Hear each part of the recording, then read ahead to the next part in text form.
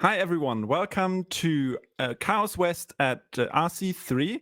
We've got our next talk now. It's going to be about Alexa, the home assistant, and how Alexa is watching us, what Alexa knows about us, and also about the accidental things that Alexa doesn't actually or shouldn't hear about you, but does still record due to accidents. So we've got Svea here.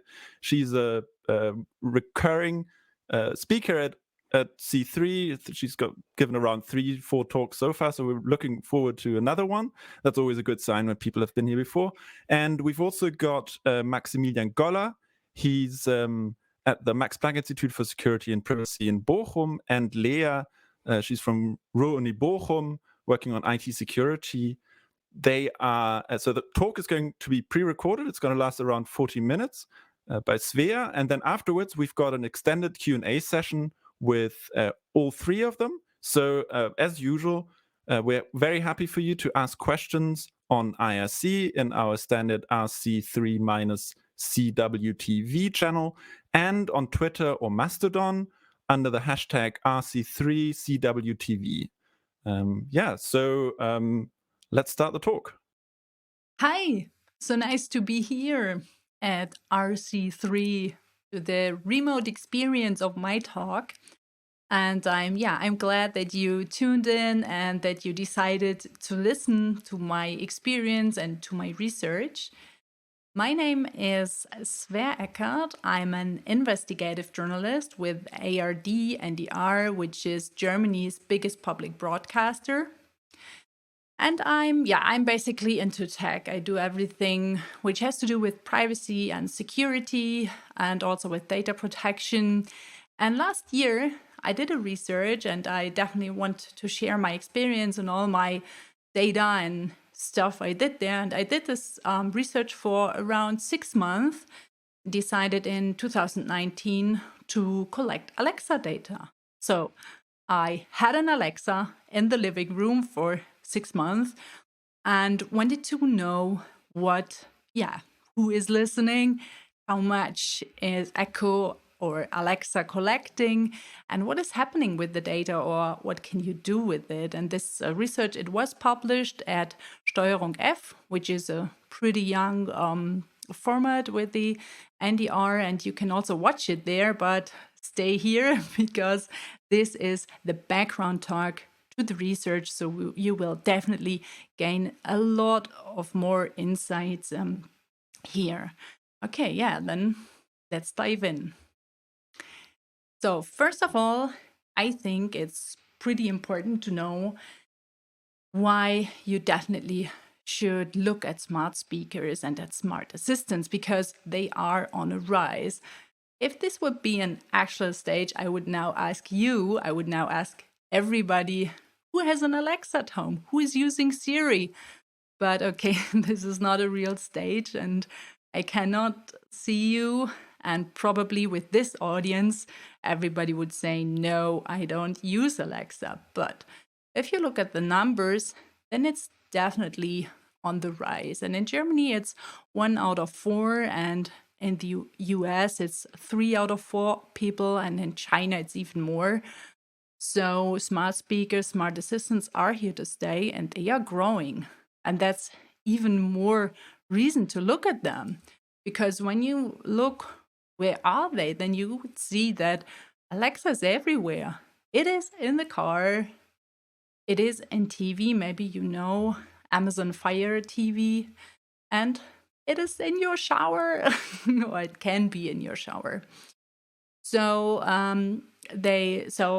smart assistants are implemented in many, many more things in our common life, and we get in touch with them. And so I think this is definitely the reason to understand, first of all, how they work and then what they do. So let's get to the first part.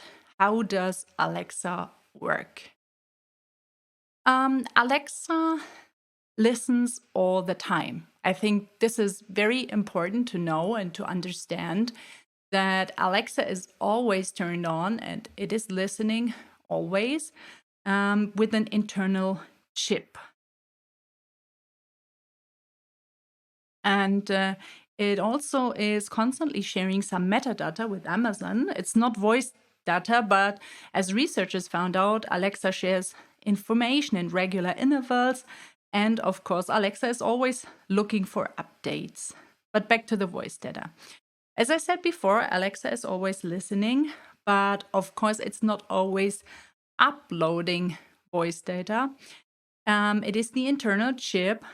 And when the internal chip understands the word Alexa, which you can submit as a wake word, then voice data is recorded and transmitted to Amazon servers. Only when the internal chip has identified the correct wake word, then the connection with Amazon is established.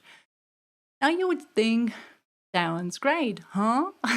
But as anybody knows who is using a smart assistant like Alexa or also like Siri or Hey Google, everybody knows that who is using that actively, that this is not always the case because Alexa or Siri, they turn on off more often in your daily life than you would like it, and they turn on when you actually don't want them to turn on, or if they understand Alexa, but it was not Alexa.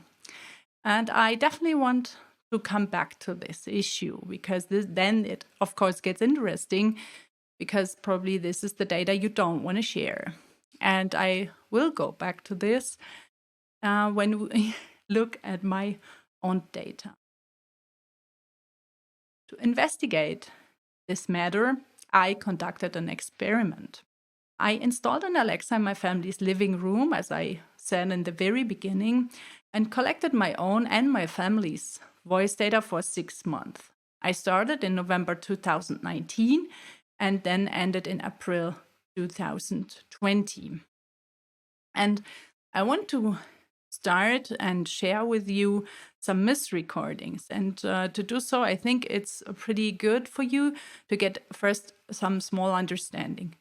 Because of the GDPR, there is a function installed in your Amazon customer account where you can look up all your voice data, all your recorded data. So this is pretty easy. I think it is in the sub menu, but anybody of you who has an Alexa at home can do this and look, okay, which voice recordings does Amazon have from me? So I went on and looked into it, and then you find a lot of audios, and there are also audios, and they have a small label on it, and in the label there is written, this audio was not meant for Alexa. So of course, these were the audios. I looked at them at first, and I heard some creepy things. So let's tune in to one of them. Let's play that. Check it out. Eine Schar von Fliegern liegt die Erde belagert. Unser Tod, früher nur langsam, sterblichen beschleichend, beflügelte seiner Schritt. Okay, you hear this now for the first time. I hear this like for the hundreds of times because this is how often I started to record this talk. But I don't know what it is until now. I think it's maybe television. And there was some word in this television series or in this movie who has triggered Alexa, and then she's recording it for a couple of seconds. But let's tune in into the next sound and see what she recorded. Let's see here.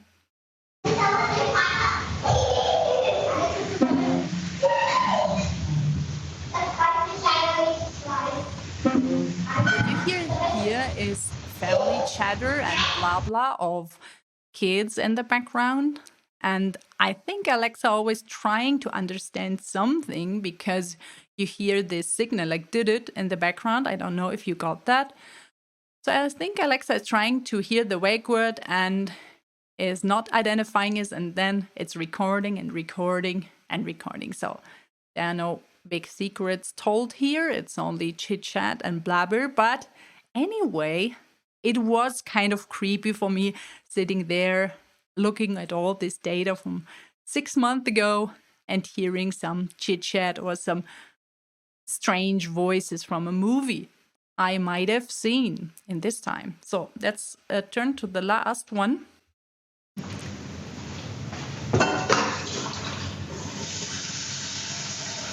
Yeah, cooking sound.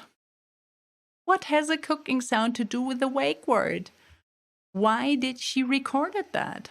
I will get back to that and explain it in a couple of minutes. But first of all, let's go and dive deeper into my Alexa recordings. Yeah, I mentioned already that I have a family and I have a little daughter. Kids love Alexa, so this is what they do when you are not present. Alexa, erzähl mir einen Witz. Alexa, tell me a joke. Alexa, öffne Bringflügel, Gummibärchen und Schokolade hinzu. Alexa, buy this, buy that. Pretty common. If you can use Alexa as a shopping list and you can add things on it. So this is what kids do when you're not in the room. They are ordering stuff like chocolate and gummy bears. And the last one also very typically. Alexa, putz mal. Okay, so if you're not present, kids are doing stuff with Alexa. Alexa records it and sends everything to Amazon. These were some of the probably more unusual things I saw in the data. These are the very, very common things. I sat there for hours. I listened to every recording I had in the last 6 months, and this was what I heard nearly all the time. Alexa, stell den Timer auf 8 Minuten. Alexa, Wohnzimmerlicht an. You can also turn the light on and off with Alexa. I connected Alexa with the living room lamps. So you can say, turn the light on, turn the light off. Yeah, do you know where I'm going? Okay, I played the last one, then I'm getting to this. Was? Alexa, spiel Hack auf meine Perle. I can, of course, play some music with Alexa. Okay, so at the first glimpse, these functions, they may sound boring in this whole context because we were talking about when is Alexa kind of spying at me when I'm doing like super private things or creepy things and Alexa is recording it. But this normal, boring audios, they are also pretty interesting because everything comes with a timestamp. And now let's think of metadata. What you can do when you have the voice command and you also have the metadata, the date and the time. And what you can do with it, like deconstruct the day or deconstruct the life. I was very curious about this. This was the reason why I gave all the data to my lovely colleague, Marvin. Marvin also works for NDR and he's there with the data team at NDR. He's pretty good with data. And I brought him a stick and said, okay, Marvin, I trust you. I give you all my Alexa, my family's life is now in your hands. Please do your magic. I didn't do it by myself because I had this idea. When I give this to Marvin, then a stranger is looking at my data. And I found this pretty interesting thought because Amazon is a stranger too. So what could a stranger find out about me on behalf with my data? Let's go back to him later and see what he has found out. So meanwhile, let's come back to the accidental triggers and dive deeper into Alexa and Echo and the life of smart speakers.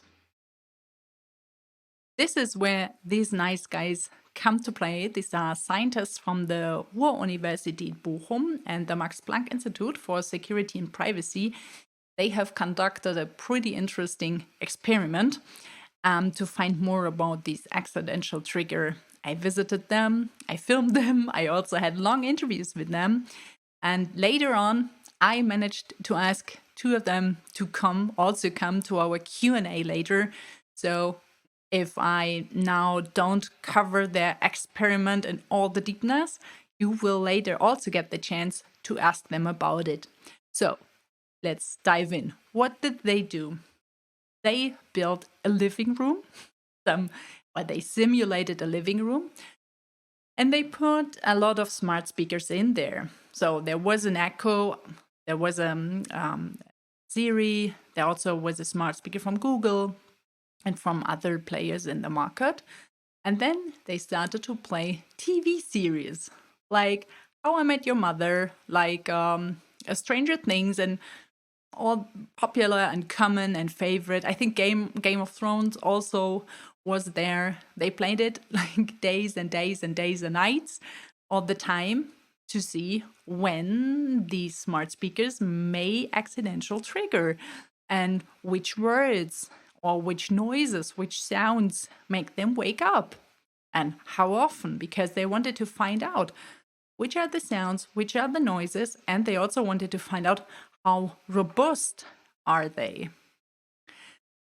So this was pretty interesting to see which smart speakers have a stronger wake word, which are weaker, which are waking up more often, and they shouldn't. And they had a pretty interesting things. And if you want to learn more about it, you should definitely also go to their website and check out all these nice and examples. And in the end, they had they did it in English for 9 days and had 314 accidental triggers, and in German they also did some nice things like Traumschiff or the Tagesschau, which is the biggest news show in Germany. They did it for 7 days and had 168 accidental triggers, what they found. And they also did some other cool stuff like opening up an Echo smart speaker, doing some reverse engineering. They really tried to get deep into the material and understand the smart speakers very, very well. They had some of these wake words. They were also some little bit funny because then instead of Hey Siri, there was Daikiri. It was ein Daikiri bitte, one Daikiri please from Traumschiff was a little sequence. And Daikiri, I think you get it. It's very similar to Hey Siri, and so the smart speaker gets the sounds or is mixing the sounds, especially when accents are used. Then the smart speaker is getting this through another, and then Daikiri, Hey Siri, or Botswana, Cortana. I think you get it. There is a resemblance, and the smart speaker mixes it, and then it turns on and sends the data. The same thing is, of course, something like Alexa and Alexandra, I think. All these things are very obvious. But what is, with the cooking sounds, what is with the children's blah blah, what you already have heard? So why does here the smart speaker is opening up a connection? Why is it triggered? Okay. They had this phenomenon too. They had the Wuppertaler Schwebebahn, and you might actually ask, why does a smart speaker triggers at Wuppertaler Schwebebahn? And I definitely want to explain it to you. It is, you can see here, Alexa's on-device wake word detection is based on a neural network. It decides if it has heard the wake word or not. And as maybe some of you already know, an artificial neural network works and learns not like a human. Instead, it is fed with millions and billions of samples and decides with every new sound if it is the wake word or not. And if the neural network never has heard in his life before the phonemes of Wuppertaler Schwebebahn, then it is possible that it confuses them with the wake word. Okay, now to the crucial point of all of this. To train this neural network, the big tech company need actual people to listen to it, to the accidental triggers, but also to all the other stuff, because there have to be people behind all of this to to correct the network and make it learn and make it better. So now we come to the point, who else is listening? Here you can see on the right side, there's a big Bloomberg Business Week title, Alexa, what's privacy? And I really like this title because you have this ear inside of the smart speaker. And they brought a big story in 2019. I think they were the first ones who brought it so big that actual people are sitting behind this, and that there are people doing transcriptions, and that there are people training the neural network. I also managed to talk to several transcribers for this research, and we will hear them. We will go to them later. And the first glimpse, you may think, okay, but this is such a small proportion what they listen to. If you ask Amazon or Apple about this, then Amazon tells you it's only 2% on voice recordings, which we are using for human transcribers. And if you're asking Apple about this, they tell you the same. They are saying it's only 0.2%. But when you look more closely, then you see that only for Apple, these are more than 350 million voice recordings per year. Only Apple. So this is quite a lot. Then let's go meet the first one. I did a big research. I approached them, and I also managed to speak to a couple of them. But to go, on camera, giving an interview is always a different thing. And here, the woman we will hear now, she worked for Amazon in Aachen, which is a German city in the Midwest. And she worked there from the beginning, for the German office, and worked there a couple of years, but not until today. So she's long gone. And she only wanted to speak to me anonymized, because she had signed a contract that she never ever will tell anything about her work. So that's the reason why when we look at her now, you won't see her face or hear her voice. Okay, let's go. Ich habe mich irgendwann unwohl gefühlt, weil man so viel mitbekommen hat. Und für mich war auch immer ein kritischer Punkt die Kinderstimmen. Man hört so viel, man kriegt so viel mit. Und ich habe mich unwohl gefühlt zu sehen, wie viel dieses Gerät einfach aufnimmt. She quit in 2018, and I think it's pretty important to say at this point that she never knew who was talking.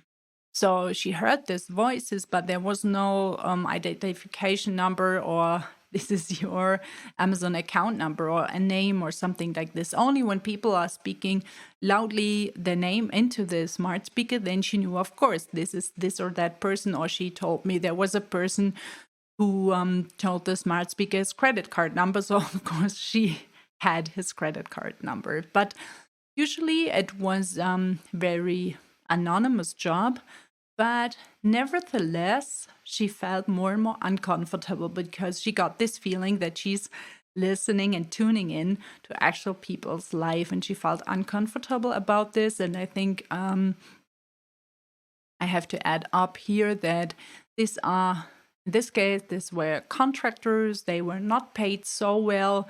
There was not a very good atmosphere in this office. They were like human machines, and so I think this also might be a reason why this work was not very fulfilling. But okay, let's go on with this story. So it's not only Amazon doing this, but also, of course, Apple, Google, they all need to do this to train the neural networks. And also with Apple, I found a girl or a young woman who was willing to talk to me about her work. And I think in her case, to get a better understanding, with Siri, it's a little bit different than with Amazon's Alexa, because with Siri, you also do SMS dictation, you do email dictation. some lawyers, doctors, they are using Siri to dictate notes. And this is the reason why with Siri, the sound bites are maybe much more intense than with Alexa, because Alexa you're using for daily commands. And I think the most intrusive thing is if there goes a lineup and you hear some strange voices for 10 or 15 seconds. But with Siri, it's a little bit different because you use it for all these transcribing things. And this is the reason why she heard a lot more intrusive things. Okay, let's get to her. Was ich persönlich gehört habe, waren zum Beispiel so Gesprächsfetzen mit Ärzten oder wo jemand, ich nehme an, mit dem Chef geredet hat in einem Meeting. Manchmal hört es sich an, wie wenn sich jemand streitet im Hintergrund. Sex hat man gehört. Warum hast du Sex gehört? Das tut man doch nicht in sein Telefon reinplappern. Die Leute haben das vielleicht daneben liegen. Es hört sich dann an wie der Trigger, also das Triggerwort. Es nimmt sie dann halt auf und denkt, da ist irgendwas. Ja, und dann gab es natürlich noch die SMS. Die SMS, die waren auch spannend. Wenn dann wirklich Leute erzählt haben, du wusstest halt, die Stimme, die ich da jetzt höre, der betrügt seine Frau. Wie war das für dich? Es war halt ein Job. Yeah, in the end, of course, it was a job to listen to other people's voice messages. I talked to her, but I also talked to another Apple transcriber, and he told me basically the same. And he also said that it felt more and more uncomfortable to listen to all this very, very personal messages and to get insight in other people's life. Yeah. Of course, this is kind of creepy. And of course, I and also other journalists asked Apple about this. And they shared this statement with me, this old statement. It is from August 2019. When they said, okay, we have to improve Siri's privacy, and they definitely changed some things. And I think the important thing I have to point out in this point is that when you now purchase a new Apple device, then they are asking you very small, very tiny checkbox when they say, do you want to help Siri to improve? And if you click OK, then your data is transferred to transcribers who are doing the grading. This is the terminus for what they are doing, the grading. They are correcting the neural network. And then you have to fill in a little checkbox, and then they do it. But it is an opt-in anyway. So there was some kind of improvement made with Apple. So, of course, these accidental recordings are very intrusive to listen to. And not only the accidental, but also the SMS and all the other messages, they are very intrusive to listen to. But in the end, they don't give a very deep insight of a person's life, because it's only very fragmented. And but this is where the metadata starts to shine. And this is where I want to go with you now, to my Alexa experiment part 2. I think probably you remember Marvin from the very beginning of the talk, my very nice NTR colleague.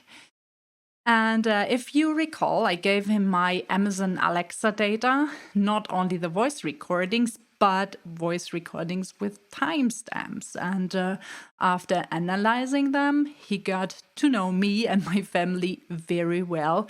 And so will you, because I want to show you at least the main key findings he had out of my Amazon data. So he prepared a little data expose for me, and I met him. This was the first thing I saw. It is, as you probably, some of you know, the Snowden book, Permanent Record. And this is what he wrote there. Look, Svea, here is a sad Snowden staring at you. I think I bought it as an audiobook, and this is why it was listed in the Alexa recordings. Okay, but enough with the funny stuff. Yeah, this is Marvin showing me my home, showing me my house. And actually, he got it nearly right, or surprisingly right. We have 2 lamps in the bedroom. We have actually 4 lamps in the living room, but they are working as one. This is when I say Alexa, living room on or off, then it turns 4 lamps on and off, but he got that right. And all the other rooms, he got them right too. So this was for me the first little bit creepy point, that you can reconstruct my home, my house, out of my Alexa data because I have connected all the lights with it. Go on. Yeah, what can you see here? The blue bars you see there, this is the timer, and the red ones, these are all the other Alexa voice commands. And you can see how often Alexa was activated daily. So he also he could definitely see the first lockdown in the data in March, because this is a time when you see that we have been at home more often. And and you could also see weekdays. You can see the weekends. What do you think the weekends are? Yeah, you can see the weekends because there the timer is always high. So maybe these are the eggs for breakfast, or this is, I know it, I like to bake cake. So I think this is my weekends baking. You could even see if I haven't baked a cake, then maybe there's only 1 or 2 timers set. Creepy and not cool what you can do with this Alexa metadata. But this is not the end. Goes on. Let's check out the last slide from them. Lots of dots. This dots, he tried to reconstruct my daily routines. He tried to see, when do I get up? When do I go to bed? And you definitely can see this with Alexa, because especially in the winter time, when you turn on the lights or you put the lights off, then you can see this in the Alexa data. And you see here on the left side there on the epsilon axis, you can see that I get up between 7 and 8 and that I go to bed pretty late, around 11 p.m., between 11 p.m. and midnight.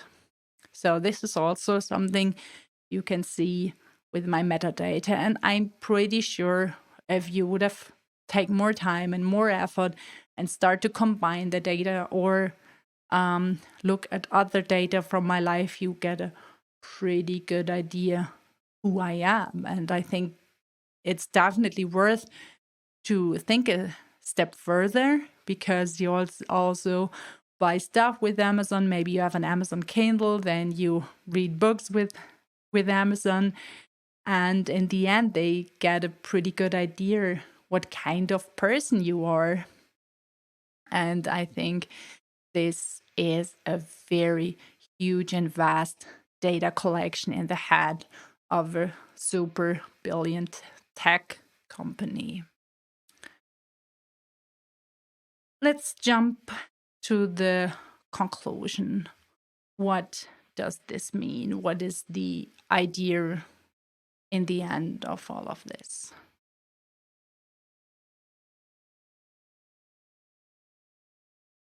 Of course, you could now personally say, okay, I ban all the smart speakers, I ban all the smart assistants out of my life. And I think probably today you could do this. Yeah, you can deactivate smart assistants on your phone. You can never buy a smart speaker for your home. Avoid it in a hotel. When you are at a friend's house and he has a smart speaker, you probably can deactivate it. But if you think that through, for me, I thought this is in our society, this is not possible anymore. I think we are back at the beginning. Smart speakers are on the rise. They are here to stay. It is a technology which is evolving very fast. And also, it's a very interesting technology because if you think today, many people, they are always staring on their screen. And the smart assistant, smart speaker technique is going away that is going or is working in a way that people don't have to look on their screen all the time. And for that, they have to learn. But what is the price for all of this?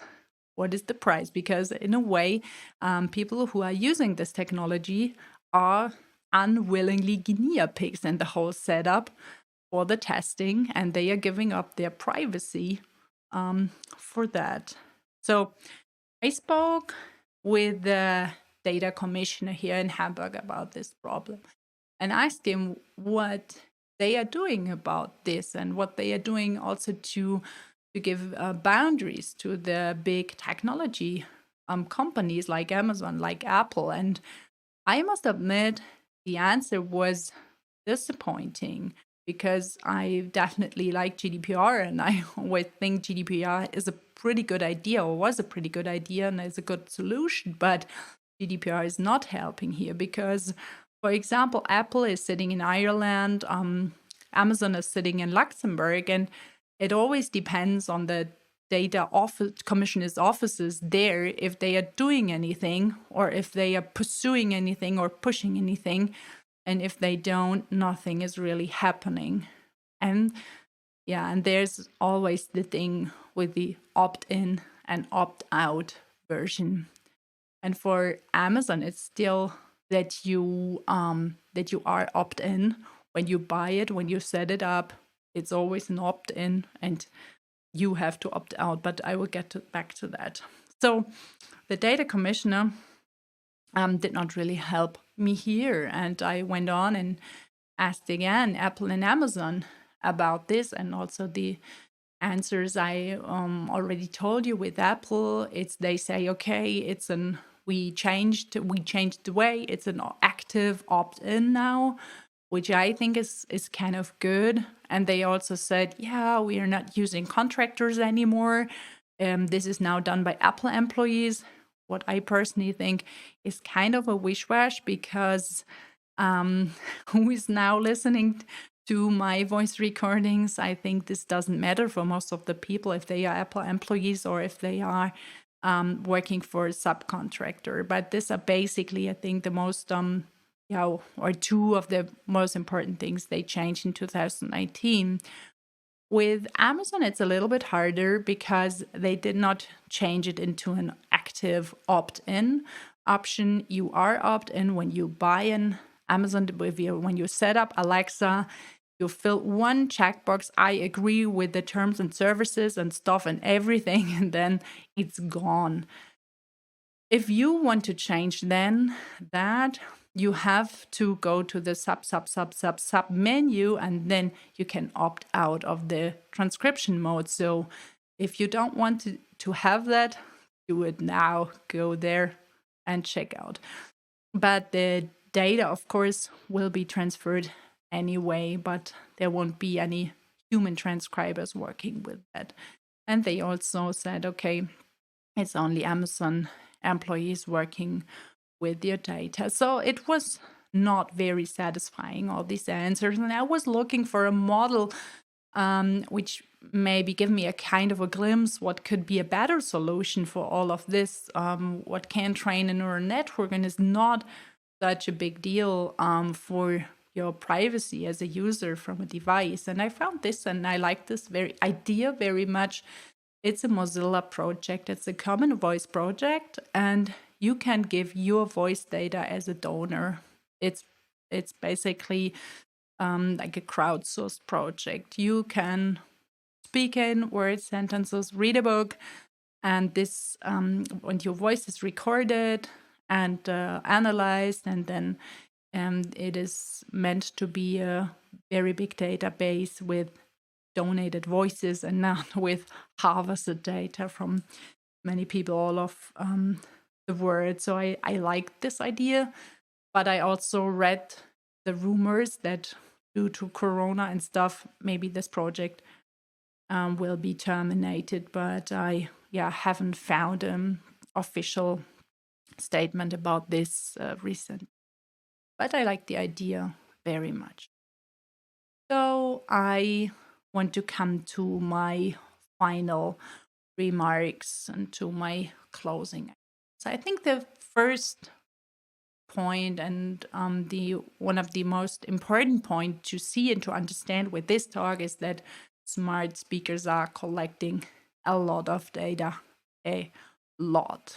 As I already told you in the very beginning, Alexa is always listening, and also Alexa is periodically building up a connection to Amazon servers to look for updates and maybe to share some data, not voice data, but other data. This is something you can see in the logs. Then you have all these timestamps, you have all this metadata. So definitely smart speakers are collecting a lot of data, and you can do a lot of things with it, what you have seen on my example. Second thing I found pretty important is that metadata is even more intrusive than voice data, because on the first glimpse, you may think, oh, she listened to sex, or oh, she listened, somebody is betraying her wife. No, metadata is the key. This is what I saw in my experiment, that I thought, okay, if you have all this metadata from me, you definitely get a very good picture of me as a person or as a family member, way more better picture than you get maybe from the short voice commands I'm giving or on the accidental triggers. And last but not least, GDPR is at the moment not saving us here. So I think definitely there have to be better solutions for the future if we want to go on using this technology, and if we want to go on developing this technology, there have to be better solutions. And I definitely think not only we as users are on charge and trying to protect ourselves, but also politicians are in charge, are asked to do anything about this and to find good boundaries, so that we are not the unwillingly guinea pigs in the whole play. Yeah. Thank you so much for listening. And before we go to the Q&A, I definitely have to thank many, many people who are supporting my work, who are working together with me, sharing ideas, sharing data, sharing experiences. These are also the guys from NDR, but also the scientists in this case from Ruhr University and Max Planck Institute. And I'm very happy that two of them will join us now for Q&A. Thank you so much, and welcome with me together, Max and Lea. Thank you. See you in the Q&A now. Great. Thanks for that excellent talk. It was amazing to see what you did there. So now we've got actually not just Svea here, as I said at the beginning, but we've also got Lea and Max. I'll just let them introduce themselves. That's probably better than me saying anything. Yeah, okay, I will start. So I'm Lea, and I'm working at Ruhr Universität Bochum in IT security.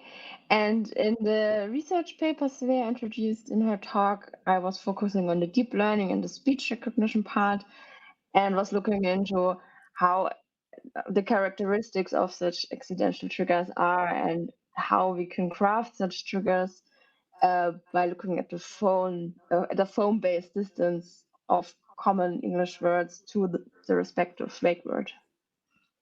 Okay. Yeah, and I'm Max. Hi, I'm a postdoc at the Max Planck Institute for Security and Privacy in Bochum. I'm mostly interested in usable security and privacy, and in this project, I was responsible for the technical setup, meaning that we jailbreaked an Amazon Echo speaker, reverse engineered the first generation speaker and what is happening on the device, adding light sensors, observing the measurements, and obviously watching hours of Game of Thrones. And then there's Svea now also live. Yes. But she already introduced herself, I think, at the I beginning. hope so. Yes, Yes. I'm Svea. Hi, you know everything about me now. I'll repeat. So we're now live, and you can ask your questions, IRC, Twitter, and so on. We'll still read them and collect them. And then I guess I'll start with our first few questions. So the first question that was asked is, do you use Alexa, etc., yourself? I think for me it's kind of obvious. So I used Alexa a lot. Now we have Siri at home. So the research didn't change it all, didn't change everything. But yeah, Max or Lea, what about you? Yeah, so I don't use Alexa or any other speak assistant, and yeah, Max. For you me, also don't. it's the same. Yeah, I see some usability benefits, but I don't have a smart home, so I don't know what to do with it. And just a timer, I'm too lazy or too privacy preserving to have such a device at home.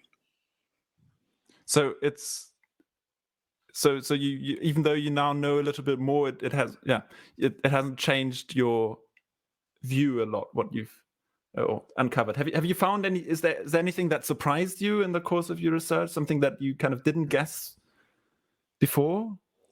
I think for me, of course, the one thing is guessing, and the one thing is thinking about something, and it's always different when you try something on yourself and when you listening to all your recordings 6 months ago, when you are watching the metadata, or better, if some stranger comes and tell you, oh, you're going to bed really late. So, of course, I anticipated everything, but then making the experience is deeper and is of course creepier. And I really especially the metadata experiment. I thought about it a lot, and in the end, I liked Siri better because Apple's business model is not so much the data side as it is maybe from Amazon. But yeah, I think it's definitely a trade-off, what you have to do here between between the comfort of having a smart speaker at home and a smart home, and on the other side, of course, the whole privacy issue. Mm-hmm. And the two researchers? I mean, for me, it was very exciting that you can actually reproduce those accidental triggers. I got a push notification on my phone when we first detected by brute forcing or playing videos of TV shows, newscasts, and so on. When it first triggered, and then at my home, I did have an Alexa at that time too, and then I tried it myself, started Netflix, played this episode in this very minute, and it actually triggered, and that was obvious, but also very surprising for a researcher. It's reproducible. Did you do something kind of really to get closer access than to Alexa than what you would as sort of a normal user? Did you kind of hack the device? Something that Mm-hmm. Yeah, that's. Can you say a bit more about that?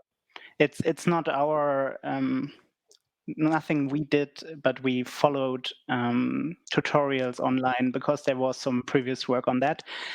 Usually academia does not try to hack devices, but in this case we did to investigate what is going on the speaker, on the Amazon Echo first generation speaker. So we wired or jailbreaked into the device. We had a root shell, and then we hooked the OpenSSL library and dumped everything with Wireshark that was sent to the cloud, and investigated what is going on the device. So what happens if there is something like a near miss, that is something that sounds like Alexa but is not Alexa, and what happens if the device detects the wake word Alexa, but in fact the cloud decides it was not Alexa, and stuff like this. It was unclear. Is it really indicating via its LED ring that it's listening or not, or uploading data or not, and stuff like this?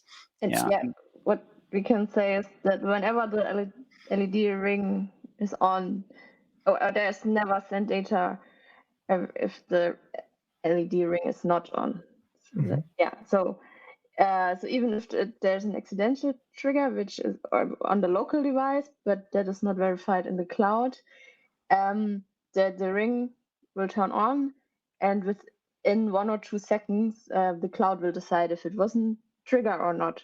So there will also not be uploaded much more data than the 1 to 2 seconds. So for Alexa, the processing for the wake word doesn't just happen on the device itself. There is some data that is always transmitted in the cloud, even if there's a near miss. I think that was a question. How do you know that Alexa is only uploading the speech after the keyword? And I think your answer is, well, it's not. It's correct. So first of all, as said in the video or in the stream, the Echo speaker is always listening, always recording, but only uploading data to the cloud when it assumes that the wake word has been detected. And for this, it's a 2-part process. There's a local neural network on the device itself. It's rather tiny, not so good. And then when it has a certain value of about 0.57, which is in the range between 0 and 1, it decides to upload data. And there's a constant speedy connection to the Amazon cloud. And once this threshold is met, it will start uploading data. And then the cloud neural network will check this as well and verify whether the wake word is really there or not. And if it's not, then it will send a stop signal, and all of that happens within 1 or 2 seconds. It's very fast. The reason for the cloud network is that the on-device network is more lightweighted, so you cannot have the huge neural network as it is in the cloud on the device. So they use this second network in the cloud to verify, or to basically verify if it was recognized. But do you think that's an actual limitation? Because I mean, you could just put a better CPU inside, or a TPU, or something that could do it. Or is it just an excuse that they say, well, sorry, we're just, we want to be absolutely certain, and so we send it to the cloud? I mean, do you have a feeling about that? A feeling, no information, but the project started in 2011, or at least the code that we have seen includes libraries that are from that time. And nowadays, Alexa is in your car and even in your shower. And the Echo speaker could be quite powerful today, but it was not at that time. And nowadays, we have many devices where Alexa is built in your smart TV and so on. And I guess there's a real technical limitation. You cannot put the same neural network into such a small device. Right. But I mean, one could possibly imagine if, for example, you have a pretty powerful hub or your phone or something, the data could just be sent to your phone and processed on your phone, because the phones are getting better and better. The chips are now so powerful that, Correct. I guess it's the usual usability trade-off here, that it adds latency if you first send this data to your phone to verify and make sure and stuff like this. So there are many options to improve the privacy in the whole process, but it's always the question whether customers are interested in this, whether it's worth spending this money in development and so on. Right. Especially Alexa, it's pretty cheap. So I think it definitely would higher the cost for the speaker. And I think the gain of Amazon is clearly to push over Echo speaker over the whole world, and to increase the speaker, because I don't think they make the big money with the hardware, and it's more interesting to collect all the speech data to train the neural network. I think this is one asset here. And on the other hand, of course, it's the thing with the online or with the voice shopping and TV watching here, which is the other asset. I mean, it's also a very easy way to collect the data, which they, on the other hand, use or will use to improve the model too. So, yeah, otherwise, yeah, for them, it's an easy way to get the data. So someone asked here, I think it's related somewhat to that. What do you think about not paying with your personal data and learning to implement the technology of speech recognition yourself? There does not have to literally be a single bit of data leaving your home. And one might have the knowledge to implement such a system, as long as you have the knowledge to implement such a system yourself. So I think that there's a thread around open source. It's something that's very popular at C3, obviously. Have you looked at such open source solutions at all? I've seen some mentions of Mycroft.ai or Björn Karman.dk Project Alias. There are open source speech recognition software. So we haven't included that into our studies because we're focusing on something else. But in general, it's possible. It should be possible. Yeah. Also, if you want, you can build your own speech assistant, and which runs offline or most of the time offline, and especially the recognition.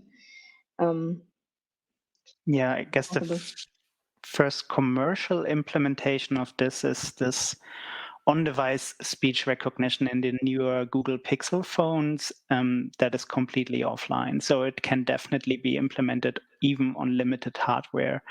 And there are some existing projects but none of them are commercially active or sell units as far as I am aware. So there was a critical question. So I just read it out and add something myself, I think. So journalists have been accused several times this year of deliberately exaggerating stories for clickbait. What precautions were taken in this research? I ask this because I already found some safeguards against accidental listening by reading the manual. So I don't know whether the person hasn't clarified what they found. Maybe they can share it in IRC and I'll come back to it. But did you read the manual and did you discover something that Amazon said they did and was actually wrong? Maybe. Of course, I read all the what is it called, the data protection agreement, where you said you're okay on, and this also is part of the documentary. Very interesting seeing me reading all these things. No, Amazon is not hiding anything. They are writing it in her. They are writing it pretty clear. It's only nobody reads this stuff. I think this is the thing, and I think with Amazon especially, what I think as problematic also in a GDPR sense is that it's not an opt-in. So with Apple, after 2019, they have started to do the transcribing as an opt-in option. So if you set up a new device, they will ask you if you want if you want to help Siri to improve learning. Amazon is not doing this. You can opt out, but you cannot opt in. And I definitely want to say about this clickbaiting thing. ARD NDR is public television broadcaster, so we are not commercially funded with ads or something. So I would say I'm like when I do research, it's not about clickbait. It's more about getting insights and trying to shed light on an issue and to bring transparency into an issue, because I think many people, normal people, like smart speakers and have them at home, and I think it's always pretty important to know what I have in my home, and I think it's not enough to write it in in the sub menu somewhere in the itty bitty tiny little letters, and so this, I think it's part of the journalistic approach to bring light in it, and also I think part of the scientific approach method. Yeah, so I think I've now got the clarification. It was exactly as you said, that by reading the manual, they didn't mean, as I thought, reading the developer manual, but just the users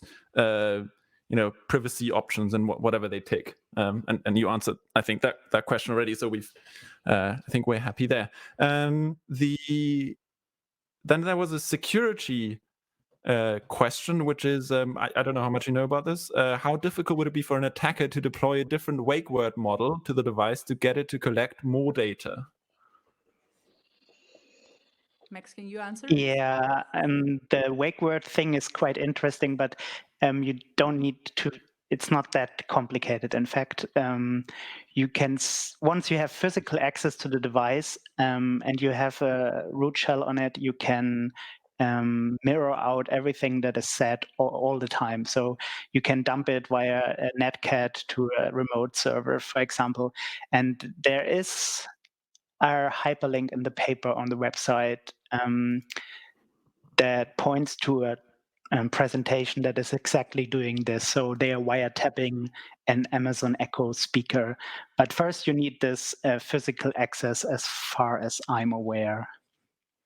Mm-hmm. And then you can do this. And regarding changing the wake word model, I think there's something for Leah. Yeah. So in theory, so what we have seen when we were looking into the device, it should be possible. So we haven't done it because it will be a lot of effort and probably painful. But I would not exclude that it is impossible if you put enough effort into it. Yeah, as far as we are aware, it's based on the open source framework Kaldi. Yeah. And in 2011, or it's based on a 2011 version of the code, and Amazon will have changed a lot, or will have changed some essential things, but it's not encrypted, so you can have a look into the binary code and try to reverse it to get to change it into your model if you really would like to. So one thing was that one problem is maybe that the wake word itself is not accurate, right? So if the wake word was perfectly accurate, people would feel more comfortable that it's not triggered at inappropriate times. Did you? I think you told me you did some research on whether there are potentially better wake words, and maybe you can say a little bit about the reason why the wake words are what they are and why they are potentially suboptimal, and what you think could happen to make them better in that sense, just an incremental improvement maybe. Yeah, I will start, Leah, you can join in. So our first idea was that having a 2-word wake word like "Hey Siri" is better than just Siri, but that's not true. And regarding the history behind the wake words, they are mostly commercial driven. So there is no scientific reason why it's called, for example, Alexa. For example, the wake word Amazon is a pretty bad wake word. Similarly, computer. And one reason for that is we use it on a regular basis when we communicate as humans. So saying the word computer happens quite frequently, right? And in the paper, you can find some anecdotes why they wake word are the way they are. But there's room for improvements. You could choose better wake words. Like Wuppertaler Schwebebahn, for example. No, Correct. just kidding. So So what we were also doing, we were looking into what kind of words are accidental triggers, and measure the distance, or the phone-based distance to the accidental triggers and the wake word, and also try to find other accidental triggers by comparing the 10,000 most common English words with the wake word, and optimized our distance measure based on the phones of the word, and they were actually able to find other accidental triggers or word combinations that actually trigger an Alexa wake word. Do you know an example of a good, like, what's the best word you found when you did use? I'm sure you tried to find that out. So my favorite is unacceptable for Alexa. Okay. I think that's something everyone can try. I don't know if someone Maybe else that's unacceptable for Amazon as a wake word, maybe, because Yeah, it was quite interesting. We also found election. Election also triggers Alexa. Oh, okay. So unacceptable for Alexa triggers Alexa. Yes. Okay, yes. my question was, do you have something? Do you have a proposal for a good wake word? What's the best wake word one could choose that is as far as possible from any known English word? You see what I mean? So one easy way would to repeat the word, because of that you automatically increase the measure or the distance to other English words. And it's not something people usually do. Correct. You don't go around and say Alexa, Alexa, Alexa, Alexa. Yeah. Yeah, that's something we propose in the paper, a safe word, so to speak. People want to have a hands-free communication with the speaker and do not want to touch the mute button, which is always an option to avoid such triggers, right? But then you cannot re-enable it using your voice. And one potential way that we imagine is privacy mode that is implemented in the speaker, and then you have to say Alexa 3 times in a row to re-enable the normal operation, so to speak. The problem here is more a trust issue. So similar to the mute button, people simply do not trust that Alexa is really not listening, and then they do what everyone would do. They simply unplug the device to be sure. And yeah. Cool. So we have, I think, going in a different direction. Coming back to earlier, the fact that you're not using Alexa and Siri. Question for Svea: would it change your mind to use Alexa daily if Jeff Bezos ran for the U.S. presidency? I don't know. That's a hypothetical question. I actually have never thought about that. It's a funny question, but I really haven't thought about it. But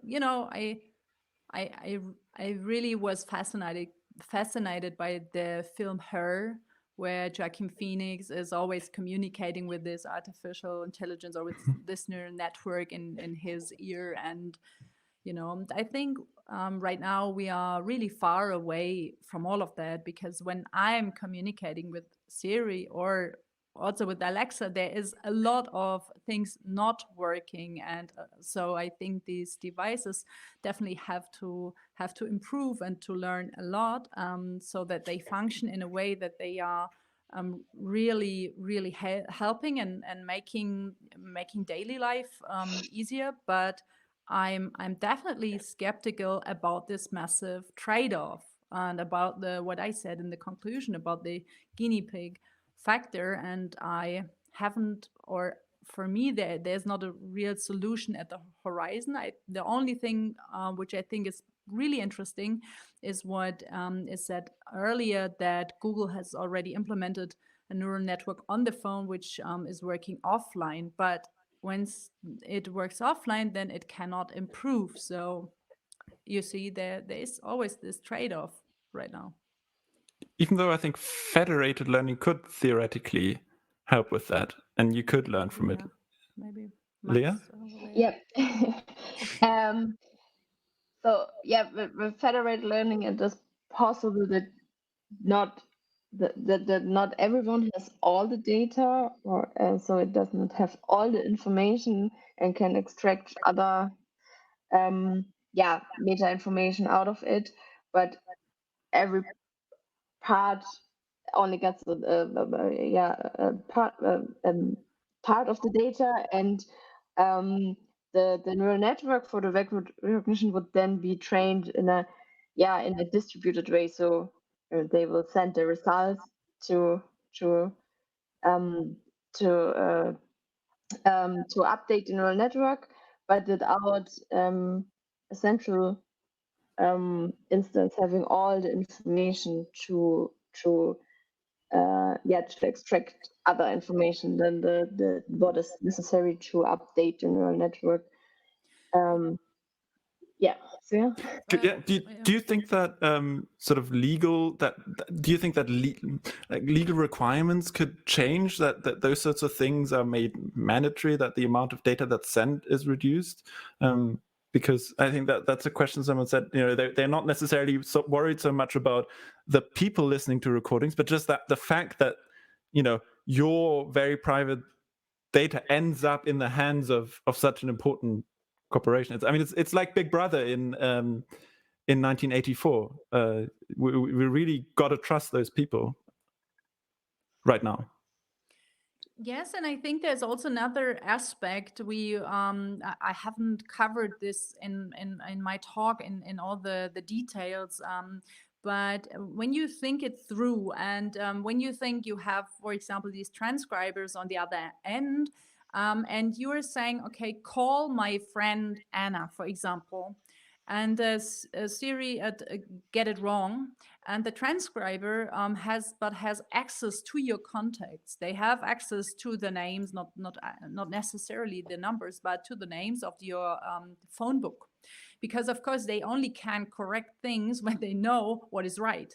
You see, so what I want to emphasize here is that it's not only the voice data or the transcription of the voice data, but all the apps who are connected with Siri, so that data definitely is crossed and is mixed together, and this I think is also a very important point, because always when you have several data sets from a person, then you get more and more into this knowing the person thing, and I definitely think this is a problem too. You have the playlist, you have maybe the places visit, you have the contact data. And I would like to add that vendors definitely need to work on their way of giving consent.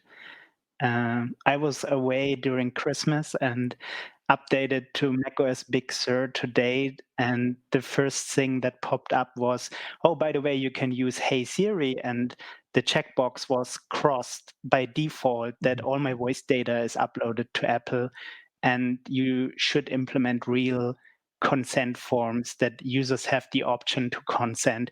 Currently, it's either pre-clicked, pre-enabled, like you are signed up by default, or the UI is designed in a way that the incorrect or not so privacy preserving option is light blue or enabled by default and easier to click, and the tiny thing on the lower left is, no, I do not want to upload my data and share my data, and that's wrong and needs to be changed. Yeah, everyone's encountered, I think, some pop-ups on websites where it's just impossible to unset all the tick marks because you have to do 10 of them. Someone wanted to know a bit more about the metadata, some hard things. Did you, for example, I was wondering, people often say, I spoke about, I want to get a new vacuum cleaner. They said that without, saying Alexa before that. And then next day on Facebook, the next day they see ads about vacuum cleaners. Is that something that you could, did you get some insight into that Alexa might still be, listening into those things? That's a fear that people have. Yeah, that's tinfoil stuff. We can definitely reject this. Alexa is only uploading data when it is indicating that via the LED activity indicator. But what is happening in the background and without LED activity is it submits metadata. For example, there's a fingerprint database on the device, and that is a protection mechanism to not trigger when Alexa is mentioned, for example, in a TV commercial. And this fingerprint database is updated once a week, and it also transmits the number of times a fingerprint matched. So in theory, Amazon could know what car commercial you have watched recently on TV, and Amazon or the Echo speaker listened to that and have decided not to enable itself because it found a match with this fingerprint database. So the metadata is the most problematic stuff here. Yeah. And I had a Pi-hole installed, and I also looked into the data, but I did not do I did not do like an expose or something, so I could not share it in my talk because I did not do this methodically. I just installed a Pi-hole and then looked, okay, and I definitely saw that Alexa is doing stuff. The Echo speaker does stuff in the background, not transmitting voice recordings, but it does stuff. Max, maybe you can give more insight in this. Yeah, for example, it reports on what Wi-Fi you are, what your current Spotify, whether you are using Spotify or not, what the current active skill is, and stuff like this. And it's happening all the time. And I mentioned before that the cloud neural network decides that this is not Alexa and does stop the upload of the data, and this happens within 1 or 2 seconds, and it's only that fast because every speaker maintains a constant speedy connection to the Amazon cloud. So there's definitely a constant connection all the time to the Amazon cloud when the speaker is on. Mm-hmm. So I think the speaker gains massive insight in your life, and I think that when you connect this data with your Amazon Prime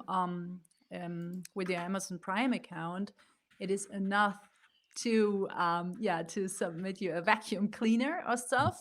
I think this metadata is enough to propose to you the correct commercial or to propose to you the right products. I think the metadata is enough, and they don't need to analyze all the blah blah which is in the room. This is what I think about it.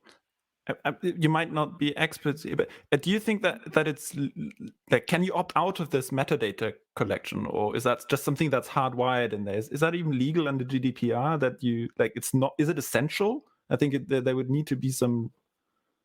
Yeah, it's when you buy an Echo speaker and when you implement it at home, they ask you, do you agree with the terms of service? And then you click agree, and then you have kind of sold your soul. So it is written in there. We are using all the data we can collect, and the only thing where you can opt out is the thing with the transcribers. You can opt out. I don't want that a third person is listening to my voice recordings to improve Alexa smart speaker. And did you speak to lawyers whether that's? Yeah, of course. I And that's spoke to the fine. data Yeah. commissioner. Okay. Yeah, it's a thing. No, it's not. GDPR wants a real consent to such things like this. So it's not okay in a GDPR way. But Amazon is sitting in Luxembourg, and they have the Luxembourg people. It's in their office to do anything about it, and they don't. So. Okay. Great. All right. I think we've almost covered all the questions. I mean, there were loads of questions, and it was really interesting. And maybe just one more thing. We'll post, and maybe for the video later, just add a little link for your paper where you go into a lot more detail. And at some point, you said you also share data, raw data. Correct. Yeah, we share yes. all those accidental triggers there. Yeah. So if you want to dive into more details, have a look at the paper. Thank you so much. And we're going to have the next talk here in 15 minutes. And thanks for listening in to Chaos West. Come back, share this video if you liked it. It's going to be recorded it's going to be available on Media, CCC, YouTube, Twitch, and so on. So yeah, thanks a lot. Thank you. Thank you. Thank you.